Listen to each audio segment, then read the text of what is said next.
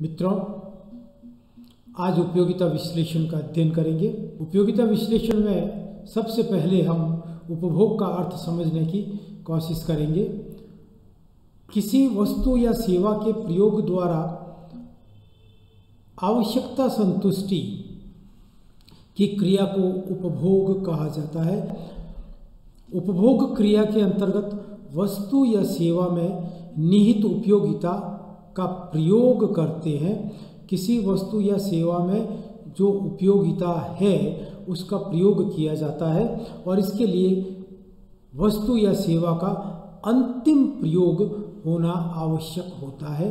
अंतिम प्रयोग का अर्थ है कि हम किसी वस्तु या सेवा का मध्यवर्ती प्रयोग नहीं कर रहे हैं, अर्थात उस वस्तु का यदि हम उत्पादन के लिए प्रयोग कर रहे हैं तो वह अंतिम प्रयोग नहीं है, क्योंकि वह और अधिक उत्पादन के लिए वस्तु प्रयोग में ली जा रही है।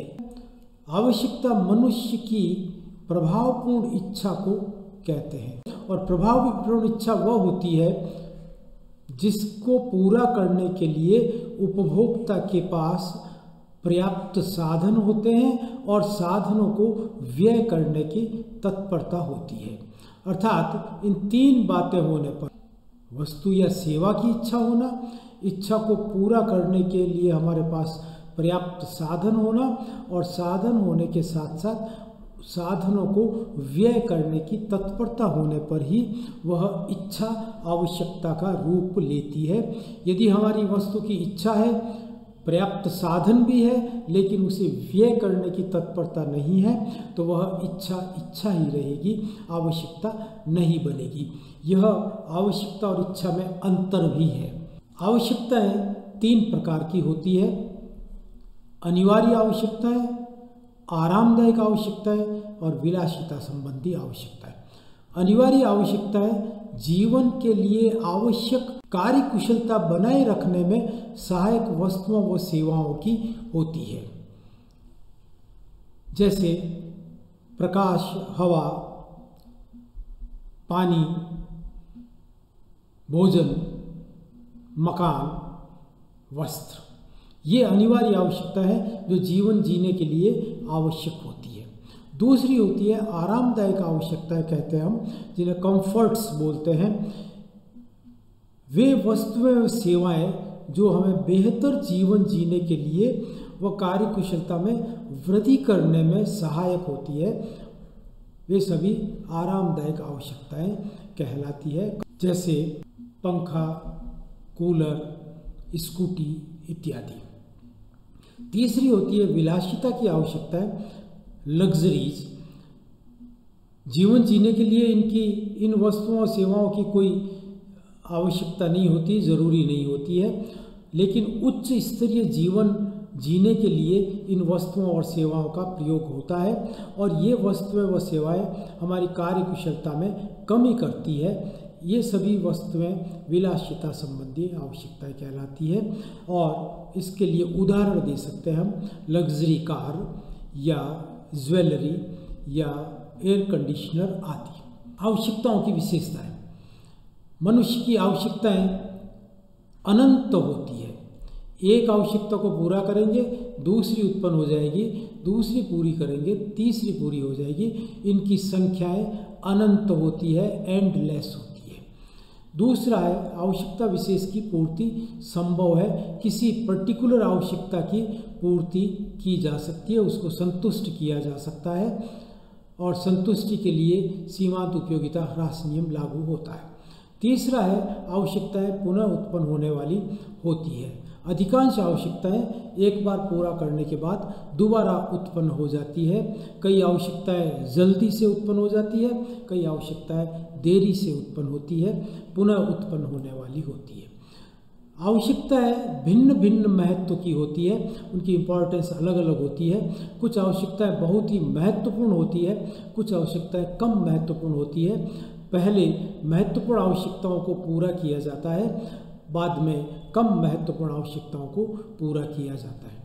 आवश्यकताएं एक दूसरे की प्रतियोगी होती है। कॉम्पिटिटिव होती है।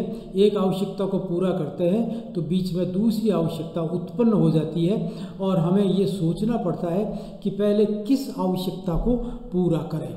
और इसी प्रकार आवश्यकताएं पूरक भी होती है। एक आवश्यकता को पूरा करने के लिए हमें दूसरी आवश्यकता उत्पन्न हो जाती है, उसे भी साथ साथ पूरा करेंगे तब ही हमें पहली आवश्यकता पूरी हो पाएगी।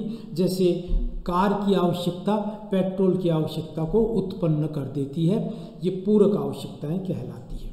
आवश्यकताएं स्थान, समय और व्यक्ति के अनुरूप बदलती रहती है। आवश्यकताओं का स्वरूप बदल जाता है क्योंकि यह सापेक्ष होती है।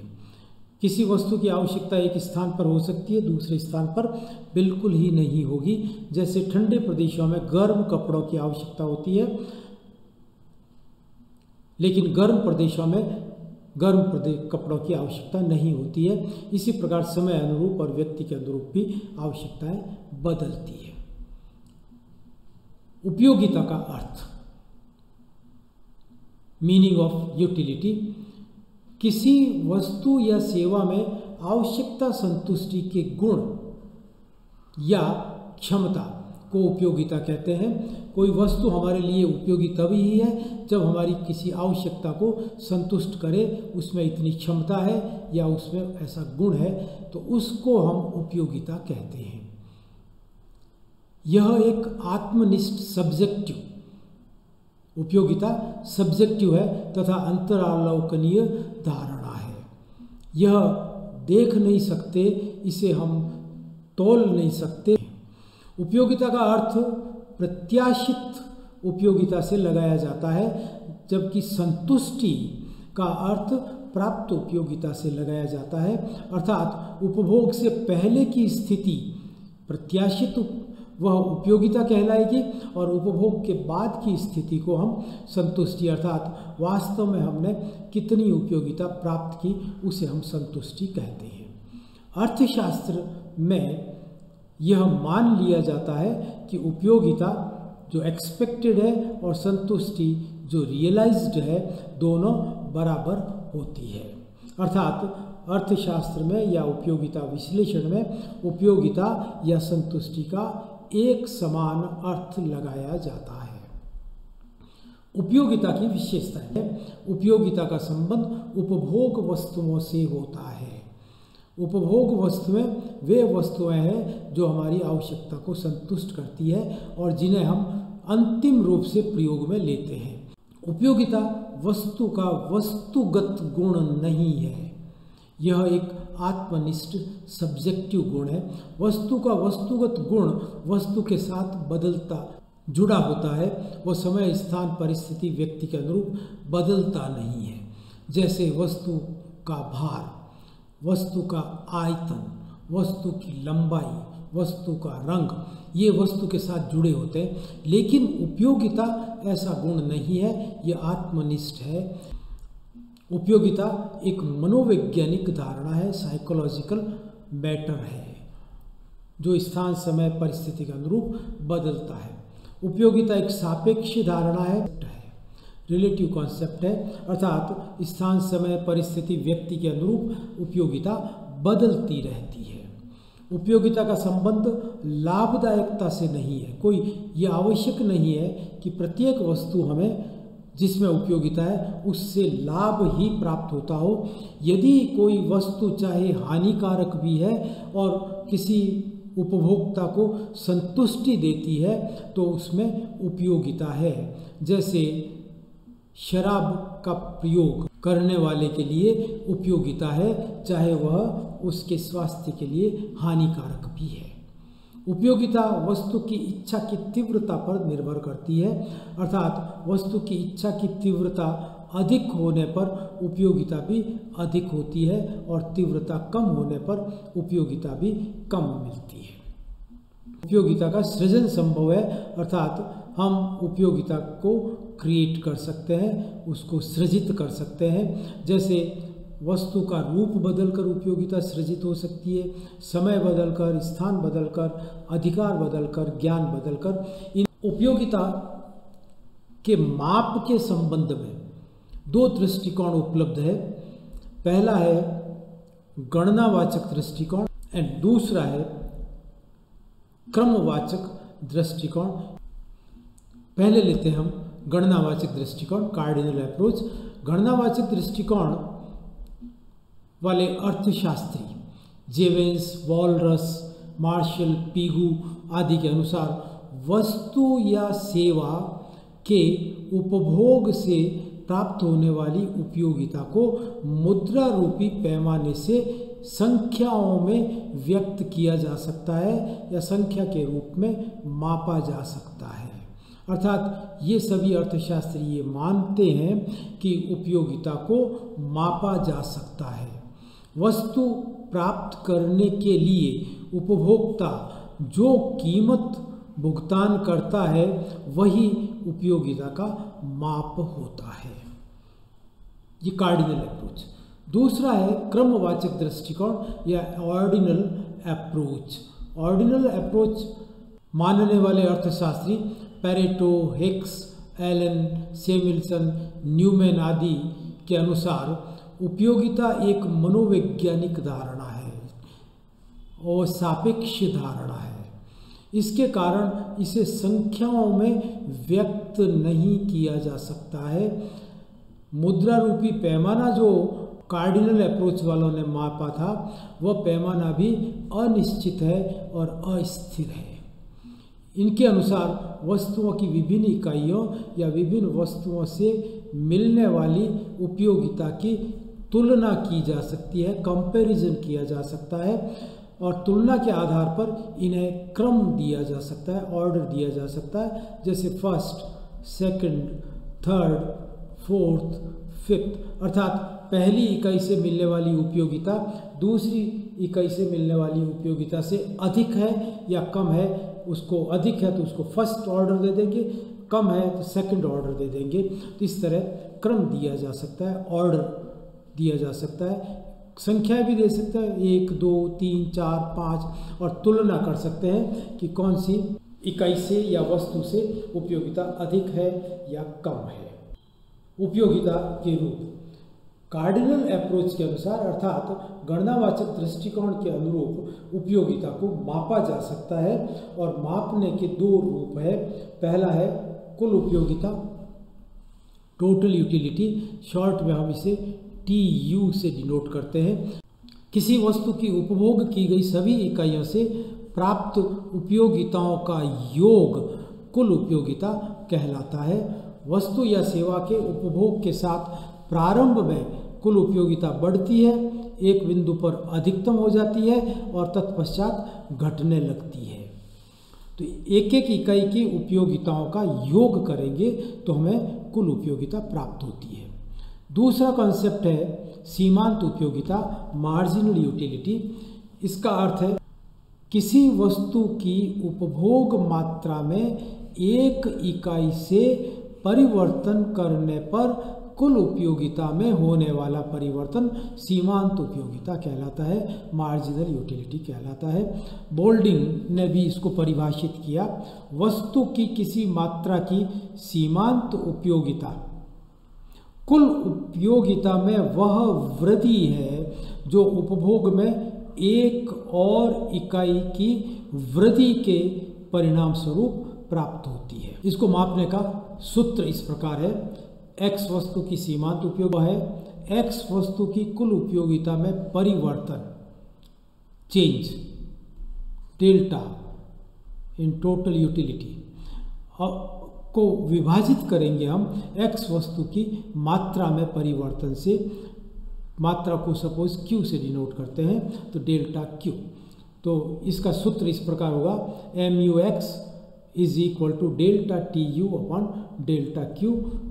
MUX का यहाँ अर्थ है वस्तु की सीमांत उपयोगिता, डेल्टा TU का अर्थ है कुल उपयोगिता में परिवर्तन और डेल्टा Q का अर्थ है उपभोग में परिवर्तन अर्थात उपभोग की इकाइयों में परिवर्तन। इस सूत्र से हमें सीमांत उपयोगिता प्राप्त होती है। इसे समझने के लिए हम एक उदाहरण लेते हैं। x वस्तु की मात्रा, x वस्तु की कुल उपयोगिता, x वस्तु की सीमांत उपयोगिता। यदि हम x वस्तु की इकाइयों को क्रमशः 1, 2, 3 इस तरह बढ़ाते हैं तो कुल उपयोगिता पहली इकाई पर हमें कुल उपयोगिता 30 यूनिट या यूटिल्स, इसको यूटिल्स भी कहा जाता है, यूटिल्स 2 इकाई पर यह 55 हो गई, 3 इकाई पर यह 75, 90, 100, 105 इस तरह बढ़ती है। तो सीमांत उपयोगिता कैलकुलेट करने का जो तरीका है MU is equal to delta TU upon delta Q।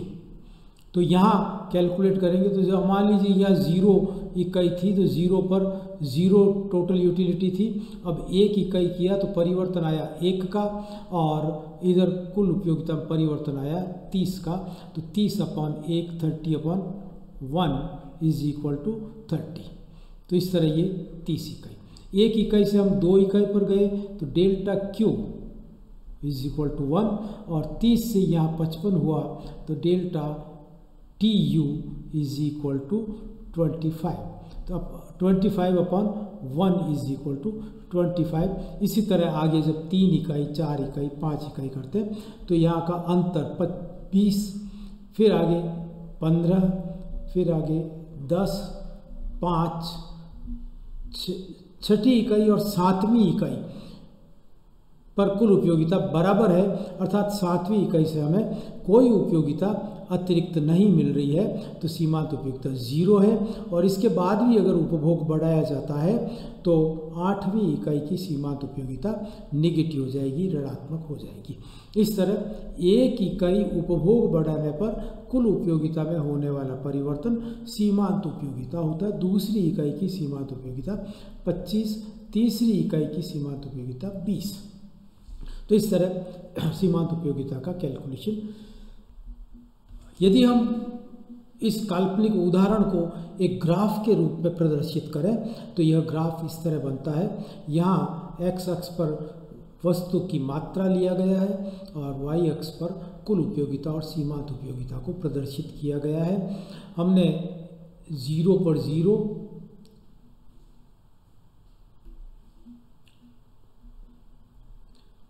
1 इकाई पर कुल उपयोगिता 30, 2 इकाई पर कुल उपयोगिता 55, 3 इकाई पर कुल उपयोगिता 75, 4 इकाई पर कुल उपयोगिता 90,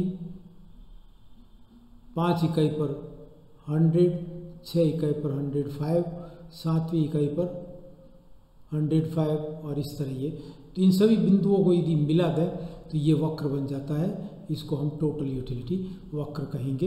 इसी प्रकार सीमांत उपयोगिता हमने 30, फिर नेक्स्ट 25, नेक्स्ट प्लॉट करें तो यह डॉटेड लाइन, ब्लू लाइन, यह मार्जिनल यूटिलिटी को प्रदर्शित कर रही है। कुल उपयोगिता तथा सीमांत उपयोगिता में संबंध। पहला है सीमांत उपयोगिता धनात्मक होने पर कुल उपयोगिता में वृद्धि होती है। हमने यहाँ देखा है कि सीमांत उपयोगिता जब तक यहाँ इस लाइन को नहीं काटेगी तब तक कुल उपयोगिता बढ़ती रहती है, और जिस बिंदु पर सीमांत उपयोगिता 0 है, सीमांत उपयोगिता 0 होने पर कुल उपयोगिता अधिकतम हो जाती है, इससे आगे फिर नहीं बढ़ेगी। और तीसरा है सीमांत उपयोगिता ऋणात्मक होने पर कुल उपयोगिता घटती है। जैसा कि हमने इस चित्र में देखा है कि जब सीमांत उपयोगिता 0 है तो कुल उपयोगिता यहाँ अधिकतम है, और इसके बाद ये हम ये जानते हैं कि मार्जिनल यूटिलिटी जो सक्सेसिव है उसको अगर जोड़े, मार्जिनल यूटिलिटी को जोड़ते चले, जोड़ने पर टोटल यूटिलिटी प्राप्त होती है। तो इस तरह MU जब तक पॉजिटिव है तब तक ये जुड़ती चली जाएगी, कुल उपयोगिता बढ़ेगी, और जब MU सीमांत उपयोगिता 0 है उस समय कुल उपयोगिता अधिकतम हो जाएगी, और इसके बाद ऋणात्मक होने के कारण कुल उपयोगिता वक्र नीचे की ओर आएगा, अर्थात कुल उपयोगिता घटेगी। जिस बिंदु पर सीमांत उपयोगिता 0 हो जाती है वो पॉइंट ऑफ सेटाइटी कहलाता है, या जिसे हम कहते हैं पूर्ण तृप्ति का बिंदु। यह पूर्ण तृप्ति, पॉइंट ऑफ सेटाइटी कहलाता है। इस पर उपभोक्ता पूर्णतः संतुष्ट हो जाता है, इसके बाद उसे अनुपयोगिता प्राप्त होने लगती है। ये 3 रिलेशन एक बार रिपीट करता हूँ। सीमांत उपयोगिता धनात्मक होने पर कुल उपयोगिता में वृद्धि होती है, सीमांत उपयोगिता शून्य होने पर कुल उपयोगिता अधिकतम होती है, और सीमांत उपयोगिता ऋणात्मक होने पर कुल उपयोगिता घटती है। सीमांत उपयोगिता की धारणा का महत्व। सीमांत शब्द व्यष्टि अर्थशास्त्र का सबसे महत्वपूर्ण शब्द है। लगभग व्यष्टि अर्थशास्त्र के सभी सिद्धांत इस पर आधारित है। जैसे उपभोग के क्षेत्र में सीमांत उपयोगिता ह्रास नियम, सम सीमांत उपयोगिता नियम, मांग का नियम, उपभोक्ता की बचत आदि सभी उपभोग के सिद्धांत सीमांत उपयोगिता शब्द पर आधारित है। दूसरा है उत्पादन के क्षेत्र में सीमांत लागत, सीमांत आगम, सीमांत उत्पादन की धारणा का प्रयोग करके निर्णय लिए जाते हैं, अर्थात उत्पादन के सभी सिद्धांत सीमांत शब्द पर आधारित है। तीसरा है विनिमय के क्षेत्र में वस्तु की कीमत का निर्धारण, उत्पादन का निर्धारण, मांग और पूर्ति आदि से सभी संबंधित सिद्धांत सीमांत शब्द पर आधारित है। वितरण के क्षेत्र में साधनों का पारिश्रमिक अर्थात भूमि को लगान, पूंजी को ब्याज, मजदूर को मजदूरी आदि का निर्धारण इसी धारणा सीमांत की धारणा से ही तय होता है। राजस्व के क्षेत्र में अधिकतम सामाजिक लाभ अर्थात सरकार के क्रियाकलाप द्वारा सामाजिक लाभ को अधिकतम कैसे किया जाए, उसमें भी सीमांत सामाजिक त्याग और सीमांत सामाजिक लाभ की धारणा का प्रयोग किया जाता है। अतः सीमांत शब्द व्यष्टि अर्थशास्त्र का आधारभूत शब्द है और सीमांत की धारणा आधारभूत धारणा है। लगभग सभी सिद्धांत इस पर आधारित है। Thank you. हम नए वीडियो के साथ बहुत जल्द ही उपस्थित होंगे।